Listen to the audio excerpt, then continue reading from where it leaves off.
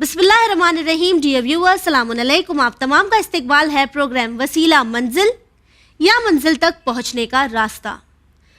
Viewers, اس programme میں ہم کوشش کر رہے ہیں ڈسکس کرنے کی، سمجھنے کی کہ انٹرسیشن آخر کیا ہے، اس کے معنی کیا ہے، وہ انٹرسیڈنگ پرسنالٹیز کون ہیں، وہ کون سے اعمال ہیں جو ہمیں انجام دینے ہیں. ہم مکمل کوشش کر رہے ہیں کہ ماہ رمضان کے اس مہینے میں وسیلہ جس سے ہماری اتنی امید ہے، ہمارا پختہ یقین ہے، جو کہ بہت صحیح ہے، لیکن اسے صحیح معنی میں سمجھنا بھی ضروری ہے، اور اس بات پر ہم کوشش کر رہے ہیں. تو وہیں آج کے ہمارے ایپیسوڈ میں ہم یہ جاننے کی کوشش کریں گے کہ جو وسیلہ ہے اس کی کیا ٹائپس ہوتی ہیں، کیا کیٹیگریز ہوتی ہیں، اور ساتھ ہی ہمارے جو اعمال ہیں یہ کس طرح سے ہمارے لیے وسیلہ بن سکتے ہیں، تاکہ ہم کوشش کریں اپنے اعمال کو اور بھی بہتر بنانے کی. ہمارے اس پروگرام میں ہمارا ساتھ دینے کے لیے آج اسٹوڈیو میں موجود ہے سسٹر تفسیر رضوی. تو آئیے ان کا استقبال کرتے ہیں. السلام علیکم. وعلیکم السلام ورحمۃ اللہ وبرکاتہ. سسٹر، سب سے پہلے تو آپ سے یہی جاننا چاہیں گے کہ یہ جو ہم مسلسل وسیلے کے ٹاپک پر انٹرسیشن پر بات کر رہے ہیں، تو زیادہ تر جو چیزیں ہوتی ہیں اس کی کیٹیگریز ہوتی ہیں، اس کی ٹائپس ہوتی ہیں، جس کے ذریعے ہمیں ڈیٹیل انفارمیشن پتہ چلتی ہے. جی. تو اسی طرح جب ہم بات کرتے ہیں وسیلے کی، انٹرسیشن کی، تو کیا اس کی بھی سب کیٹیگریز ہیں، اس کی الگ الگ ٹائپس ہیں، یا وسیلہ صرف ایک ہی طریقے کا ہوتا ہے؟ اعوذ باللہ من الشیطان الرجیم. بسم اللہ الرحمن الرحیم. وبہ نستعین وہو خیر وناصر ومعین. جس طرح بہت ساری چیزوں کی قسمیں ہوتی ہیں، اسی طرح وسیلے کی بھی 3 قسمیں بیان کی گئی ہیں. جی. سب سے پہلا وہ وسیلہ جو جائز قرار دیا گیا ہے قرآن اور اہل بیت کی نظر میں. جی. مثال کے طور پہ خود اللہ کو اللہ کا وسیلہ دینا، انبیاء کو وسیلہ بنانا، اعمال کو وسیلہ بنانا، ہمارے اپنے اعمال کو، ہمارے خود کے اعمال. جی. ٹھیک. دوسرا وہ وسیلہ ہے جو جائز نہیں ہے کسی صورت، اور قرآن میں اس کا تذکرہ موجود ہے. مثال کے طور پر کسی طاغوت ظالم کو وسیلہ بنانا. اوکے. ٹھیک ہے. کسی ظالم بادشاہ کی مدد لینا، اس کو وسیلہ سمجھنا اللہ تک پہنچنے کا. ٹھیک. آپ کو واضح کرنے کے لیے فرعون کی مثال دے دیں. جی.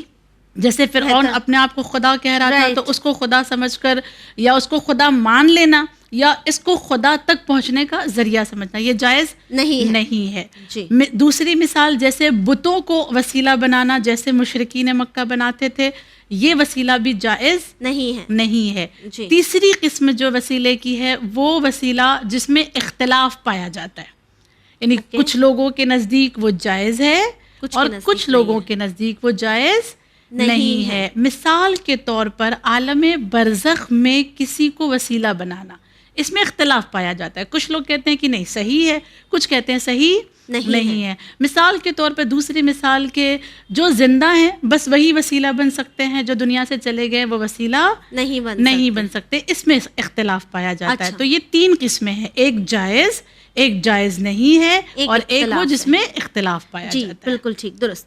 سسٹر، جس طرح سے آپ نے ابھی مینشن کیا، یہ جو ٹائپس مینشن کی، اس میں آپ نے کہا تھا کہ ہمارے اپنے اعمال جو وسیلہ بن سکتے ہیں. تو اگر ہم بات کریں قرآن کی روشنی میں، ٹھیک ہے، تو وہ کون سے اعمال ہوتے ہیں ہمارے اسپیسیفک اعمال جو ہمارے لیے وسیلے کا کام کرتے ہیں؟ اگر آپ بات قرآن سے کرنا چاہ رہی ہیں، اور وہ اعمال جن کو قرآن نے وسیلہ کہا ہے اور انبیاء نے اپنے ان اعمال کو وسیلہ قرار دیا ہے، تو سب سے پہلا ہمارا اور آپ کا ایمان اور آیات الہی وسیلہ بنتی ہیں. میں دلیل کے طور پر سورہ آل عمران آیت نمبر 193 آپ کی خدمت میں عرض کرتی ہوں. ربنا اننا سمعنا منادیا ینادی للایمان ان آمنوا بربکم فآمنا ربنا فاغفر لنا ذنوبنا وکفر عنا سیئاتنا وتوفنا مع الابرار. یعنی کیا؟ پروردگار عالم، ہم نے اس منادی کی ندا سنی جس نے ندا دی کہ اللہ پر ایمان لے کر آؤ، پس ہم کیا کیے؟ ایمان لے آئے. اب جب ہم ایمان لے کر آئے ہیں تو خدا بند کریم تو اس ایمان کے ذریعے سے ہمیں کیا کر، تو ہم پر رحم نازل فرما، ہم کو معاف فرما، اور جتنے اور ہم کو ابرار لوگوں میں یعنی کامیاب لوگوں میں شمار فرما. یعنی اس آیت میں ایمان کو کیا بنایا جا رہا ہے؟ وسیلہ بنایا جا رہا ہے. اور اسی طرح سورہ مومنون کی آیت نمبر 109 ہے جس میں کہا گیا انہ کان فریق من عبادی یقولون ربنا آمنا فاغفر لنا وارحمنا، جس میں یہ کہا جا رہا ہے کہ مومنین کا ایک گروہ ایسا ہے جو اللہ سے کہتا ہے پروردگار عالم جو کچھ بھی تو نے بھیجا ہم اس پر ایمان لے آئے، لہٰذا اب اس ایمان کے ذریعے تو ہمیں معاف کر اور ہم پر رحم کر. تیسری آیت سورہ آل عمران کی آیت نمبر 53 ہے ربنا آمنا بما انزلت فاتبعنا الرسول فاکتبنا مع الشاہدین. اے معبود حقیقی جن کو تو نے رسول بنا کر بھیجا ان پر ایمان لے آئے، جو کچھ تو نازل کرتا رہا اس پر ایمان لے آئے، لہٰذا اب تو ہمیں گواہی دینے والوں میں گواہوں میں شمار فرما. یعنی اس طرح سے ہمارا ایمان کیا بن سکتا ہے قرآن کے اکارڈنگ ہمارے لیے وسیلہ بن سکتا ہے. دوسرے مقام پر کہا گیا عمل صالح انسان کے لیے کیا بن سکتے ہیں؟ وسیلہ. کیا قرآن میں اس کا ذکر ہے؟ ہاں قرآن میں اس کا ذکر موجود ہے. اور اس کے ذکر کے لیے ہم سورہ بقرہ آیت نمبر 127 128 کا سہارا لیں گے جس میں کہا گیا وَإِذْ يَرْفَعُ إِبْرَاهِيمُ الْقَوَاعِدَ مِنَ الْبَيْتِ وَإِسْمَاعِيلُ رَبَّنَا تَقَبَّلْ مِنَّا إِنَّكَ أَنْتَ السَّمِيعُ الْعَلِيمُ ربنا واجعلنا مسلمین لک ومن ذریاتنا امۃ مسلمۃ لک وارنا مناسکنا وتب علینا انک انت التواب الرحیم. یہ 2 آیات ہیں جس میں پروردگار عالم سے حضرت ابراہیم اور حضرت اسماعیل کیا کہہ رہے ہیں؟ اے معبود حقیقی تو نے کعبہ بنانے کے لیے کہا، ہم نے کعبہ بنایا تیری اطاعت کی، یعنی اطاعت الہی بھی کیا بن سکتی ہے ہمارے لیے؟ وسیلہ. اور یہ ایک نیک کام ہے، عمل صالح ہے جو ہم نے کعبہ بنایا، تو اس کے بنانے کو کیا کر قبول فرما لے اور قبول فرما کر تو ہماری دعاؤں کو سن لے، مستجاب کر لے. تو اس طرح سے ہم کو اس آیت میں یہ پتہ چل رہا ہے کہ حضرت ابراہیم نے اطاعت الہی کو اور عمل صالح کو کیا بنایا؟ وسیلہ بنایا. جیسے ہم اور آپ اگر روایات کو دیکھنا چاہتے ہیں، آیتوں کو ہٹا کر اگر ہم روایت کی طرف نگاہ کریں گے تو ایک بڑی خوبصورت روایت ملتی ہے نبی کریم صلی اللہ علیہ وآلہ وسلم سے. نبی نے اس کے راوی جو ہے وہ عبداللہ ابن عمر ہیں.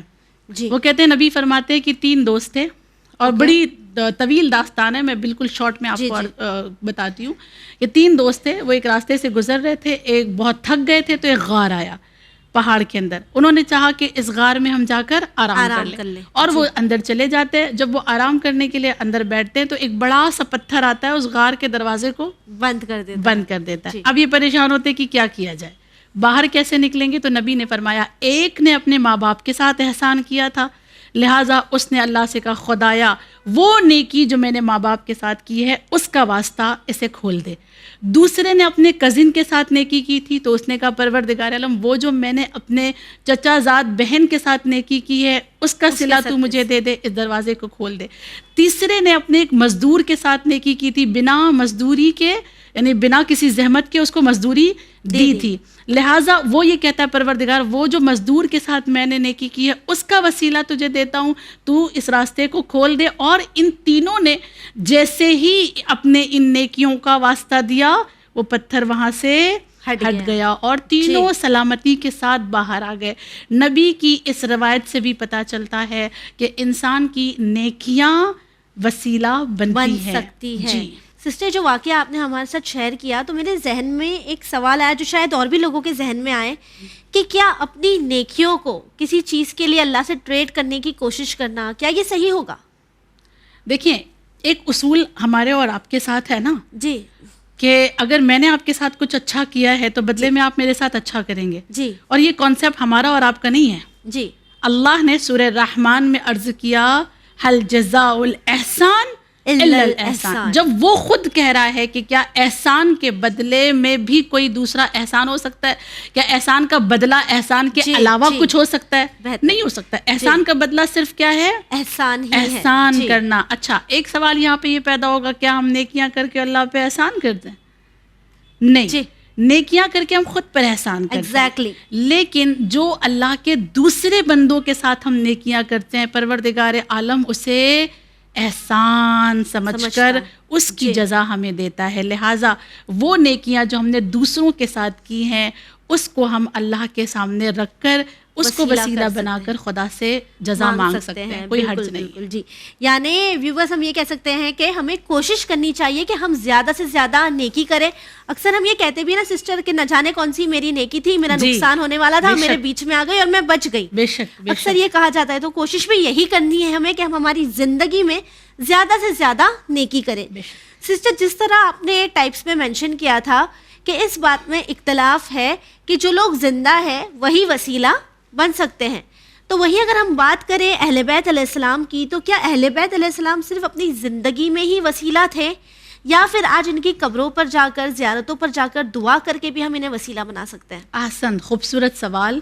اور اس کے جواب میں بھی قرآن کا سہارا لیا جائے گا. بالکل ٹھیک. کوشش یہی ہے کہ ساری باتیں قرآن سے واضح کی جائے. صحیح. سورہ نساء آیت نمبر 64 پروردگار عالم نے کہا وَلَوْ أَنَّهُمْ إِذْ ظَلَمُوا أَنفُسَهُمْ جَاءُوكَ فَاسْتَغْفِرُوا اللَّهَ وَاسْتَغْفَرَ لَهُمُ الرَّسُولُ لَوَجَدُوا اللَّهَ تَوَّابًا رَحِيمًا. یعنی آیت کا ترجمہ ہے کہ جب ان لوگوں نے اپنے نفس پر ظلم کیا تھا تو آپ کے پاس آتے اور خود بھی اپنے گناہوں کے لیے استغفار کرتے, اور رسول بھی ان کے حق میں ان کے گناہوں کے لیے استغفار کرتے تھے, اور خدا بہت زیادہ توبہ کو قبول کرنے والا ہے. اس آیت میں کیا کہا جا رہا ہے کہ نبی ان کے گناہوں کے لیے استغفار کرتے تھے. ٹھیک.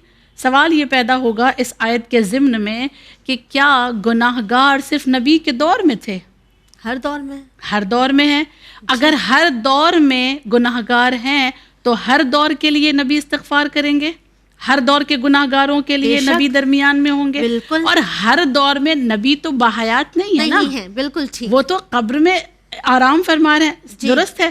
لہٰذا اس آیت کے ضمن میں تفسیر کرنے والے مفسرین نے یہ لکھا کہ آیت ہمیں یہ بتاتی ہے کہ اگر نبی استغفار کرتے ہیں انسانوں کے گناہوں کے لیے تو وہ جب دنیا میں نہیں ہے تب بھی گناہ ہو رہے ہیں. اس کا مطلب وہ اپنی قبر سے استغفار کر رہے ہیں. اور پھر اس کے بعد ایک روایت بھی آپ کی خدمت میں پیش کر دوں. نبی کی زوجہ کے پاس جب مدینے میں قحط پڑا تھا تو لوگ آئے تھے حضرت عائشہ کے پاس, اور آنے کے بعد کہا تھا کہ آپ کچھ ایسا طریقہ بتا دیں کہ جس سے یہ قحط ختم ہو جائے اور بہت سوکھا پڑ گیا ہے, بارش ہو جائے. تو انہوں نے خود کہا تھا لوگوں سے کہ جاؤ نبی کی قبر کی طرف رخ کرو, ان کا واسطہ دو اور ان کے واسطے سے پروردگار عالم سے برسات مانگو. اور جب لوگوں نے جا کر نبی کی قبر کی طرف رخ کر کے مانگی تھی دعائیں تو بارش ہو گئی تھی. لہٰذا اس دور میں بھی قبر پر جا کر دعا کرنے کا کانسیپٹ موجود تھا, اور آج بھی. اور اب سوال بھی نہیں اٹھا سکتا, سوال کوئی نہیں اٹھا سکتا کہ دنیا سے جانے کے بعد اگر وہ حیات نہیں ہے تو وسیلہ کیسے بن سکتے ہیں. وہ وسیلہ ہر حال میں بن سکتے ہیں. حد یہ ہے کہ قیامت میں بھی وہ وسیلہ ہے ہمارے اور آپ کے لیے. بے شک. سسٹر جس طرح آپ نے ہمیں بتایا کہ رسول خدا صلی اللہ علیہ وآلہ وسلم چاہے قبر میں ہوں تو بھی وہ ہمارے لیے وسیلہ ہے, تو یہ بات بھی واضح ہو جاتی ہے کہ جب ہم کربلا جاتے ہیں, ہم نجف جاتے ہیں, ہم مشہد جاتے ہیں اور اماموں سے جو دعائیں کرتے ہیں انہیں اپنا وسیلہ قرار دیتے ہیں, تو اس بات میں بھی کوئی حرج نہیں ہے. اور ساتھ ہی یہ بات بھی ثابت ہو جاتی ہے کہ روز قیامت بھی وہ ہمارے لیے وسیلہ بنیں گے, اور یہ ان کے وسیلے بننے کا چراغ ہم تمام کے دلوں میں روشن ہے. تو اگر ایک رخ کریں ہم روز قیامت کا اور اس دن کے منظر کے بارے میں سوچیں تو ائمہ علیہ السلام گنہگاروں کے درمیان کس طرح وسیلہ بنیں گے, کس طرح شفاعت کروائیں گے, وہ منظر کس طرح کا ہوگا, اس بات کو واضح کریں. آپ نے روز محشر کا منظر پوچھا ہے. اگر روز محشر شفاعت کرنے کا منظر یہاں پہ بیان کیا جائے نا تو اس سلسلے سے 1000 حدیثیں مل جائیں گی آپ کو, شاید اس سے زیادہ مل جائیں گی. روایات اتنی ساری ہے. میں آپ کی خدمت میں 2 روایت صرف منظر کے طور پہ کہ کیسا نظارہ ہوگا نا جب شفیع قرار پائے گا کوئی اور شفاعت ہو رہی ہوگی، تو کس طرح سے انسان اپنے آپ کو ان کے حوالے کرے گا اور ان سے امید لگاتا ہوا ان کے پاس کھڑا ہوگا۔ روایت یہ کہتی ہے، پہلی روایت، کہ سب سے پہلے سارے کے سارے گنہگار ہر نبی کے پاس جائیں گے، ایک کے بعد ایک۔ حضرت آدم سے شروع ہوگا، حضرت آدم کے پاس جائیں گے، اس کے بعد حضرت نوح کے پاس جائیں گے، حضرت ابراہیم کے پاس جائیں گے، حضرت موسیٰ اور حضرت عیسیٰ، لمبا سلسلہ ہے۔ اور سارے کے سارے نبی یہ کہیں گے کہ ہم اس وقت تمہارے ساتھ کچھ نہیں کر سکتے۔ اس وقت حضرت عیسیٰ یہ کہیں گے کہ کیوں نہیں تم محمد مصطفیٰ کے در پر جاتے ہو، تم وہاں جاؤ، ان کے پاس جاؤ۔ جب ان کے پاس جاؤ گے تو اللہ ان کے ذریعے سے تمہیں معاف کر دے گا۔ جب وہ سارے کے سارے نبی کے پاس آئیں گے اور ریکویسٹ کریں گے کہ آپ ہمارے لیے اللہ کی بارگاہ میں سفارش کر دیں شفاعت کے لیے تاکہ ہم معاف کر دیے جائیں، تو نبی اللہ کو پکار کر کہیں گے، اے پروردگار عالم، میں تجھ سے شفاعت کی اجازت مانگتا ہوں۔ دیکھیں کتنا خوبصورت جملہ ہے، نبی ہمیں بتا رہے ربوبیت کیا ہے، مالکیت کیا ہے، ہاں رب کسے کہتے ہیں، اجازت لے رہے ہیں۔ فرمائیں گے سب سے پہلے کہ خدا شفاعت کی اجازت دے، اور یہ کہہ کے سجدے میں چلے جائیں گے۔ اللہ جب ان کے سجدے کی اداؤں کو دیکھے گا تو پروردگار عالم کہے گا، اے میرے حبیب، اپنے سر کو سجدے سے اٹھا لیجئے کہ میں تمہیں شفاعت کی اجازت دیتا ہوں، جس کو جی چاہے جنت میں داخل کرا دیں۔ اس موقع پر نبی کریم مومنین کی شفاعت کریں گے اور بہت سارے گناہگار شفاعت کے ذریعے سے جنت میں داخل کر دیے جائیں گے۔ سسٹر، اسی بات پہ ایک چیز یہ بھی جاننا چاہوں گی کہ جس طرح آپ نے کہا کہ رسول خدا صلی اللہ علیہ وآلہ وسلم پروردگار عالم سے اجازت لیں گے شفاعت کی، تو ہم انہیں رحمت للعالمین کہتے ہیں، ہم انہیں رحمت للمسلمین نہیں کہتے ہیں۔ تو کیا اس موقع پر جو شفاعت ہوگی وہ صرف ہم امتی کی ہوگی، مسلمانوں کی ہوگی؟ ہر ایک کا اجر الگ ہے، اور اگر اس سوال کے جواب کو آپ چاہتی ہیں تو دوسری روایت کے ذریعے سے واضح ہو جائے گا اس کا جواب۔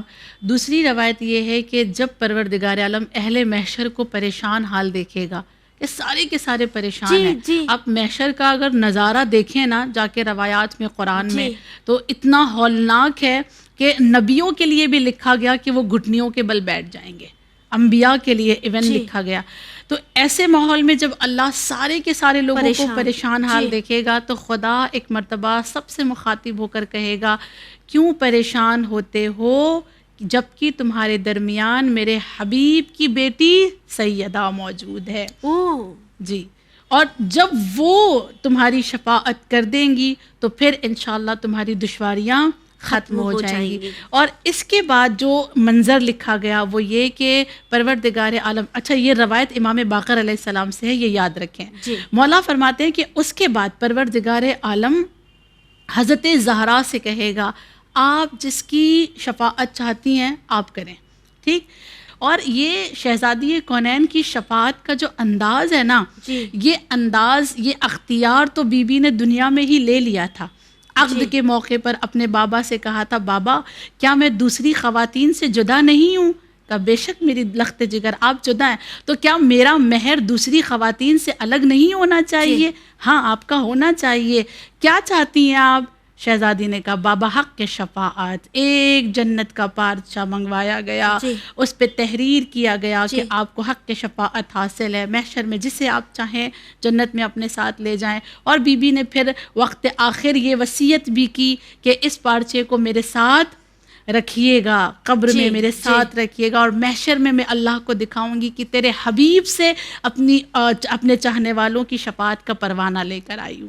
جی سسٹر، یعنی یہ کہہ سکتے ہیں کہ ہم لوگوں کے لیے اس سے بڑی خوشخبری کیا ہو سکتی ہے کہ ہم بی بی فاطمہ زہرا سلام اللہ علیہا کے چاہنے والے ہیں، ماننے والے ہیں، اور اب اس بات کا مکمل یقین ہے کہ بی بی فاطمہ زہرا سلام اللہ علیہا ہماری شفاعت کروا دیں گی تاکہ ہم تمام کے دلوں میں بی بی کی محبت موجود ہے۔ لیکن کیا بی بی کی محبت ہمارے دلوں میں موجود ہونا، بی بی کا ہماری شفاعت کروانا، اس بات پر یقین رکھنا ہمیں کسی طرح کی سرٹیفکیٹ دیتا ہے یا پرمیشن دیتا ہے کہ پھر ہم گناہ کریں، ہم نمازوں کو ترک کریں، ہم حقوق ناس کو ترک کریں؟ جیسا کہ میں نے اس سے پہلے بھی آپ کی خدمت میں عرض کیا کہ شفاعت یا توسل پروانہ گناہ نہیں ہے، کہ یہ آپ کو Exactly. بس پروانہ مل گیا گناہ کرنے جی، کا تاکہ کہ اب آپ تو جو guarantee ہو گئی. چاہیں جی. وہ آپ دیکھیں شفاعت اور توسل کا کانسیپٹ یہاں پہ کلیئر ہو جاتا ہے جب ہم یہ سمجھ لیں کہ شفاعت ان چیزوں میں ہوگی جس میں ہم نے کمی کی ہے. ٹھیک ہے، جو کم ہوا تھا اس کو وہ پر کرنے پورا کی کر کوشش دیں گے. کریں گے. جی. پورا کا پورا خالی ہے کیا اس کر مقام سکتے پہ ہیں؟ شفاعت نہیں ہو سکتی. نہیں ہو سکے گی. تو سسٹر میں یہ سمجھتی ہوں کہ اب سے ہمیں 2 باتوں کا پورا خیال رکھنا ہے. پہلے تو اس بات سے ہمیں خوش ہونا چاہیے کہ بی فاطمہ زہرا سلام اللہ علیہا ہماری شفاعت کروا دیں گی. انشاءاللہ. لیکن ہمیں اس بات کا ساتھ ہی خیال رکھنا ہے کہ ہم اس قابل بن سکیں کہ وہ ہماری شفاعت بے شک، کروائیں. بے شک. جی. آپ کا بہت بہت شکریہ، آپ نے اپنا قیمتی وقت ہمیں جزاک دیا. اللہ خیر. تو بس آپ سے یہی کہنا چاہیں گے کہ روز قیامت جب ہم پروردگار عالم کی بارگاہ میں ہوں، ہمارے سامنے بی بی فاطمہ زہرا سلام اللہ علیہا ہو، اہل بیت اطہار علیہ السلام ہو، تو ہمارے اعمال کچھ اس طرح کے ہو کہ وہ ہماری شفاعت کر سکیں. اسی امید کے ساتھ ہمیں دیجیے اجازت، پر بنے رہیے چینل ون کے ساتھ. پیغام انسانیت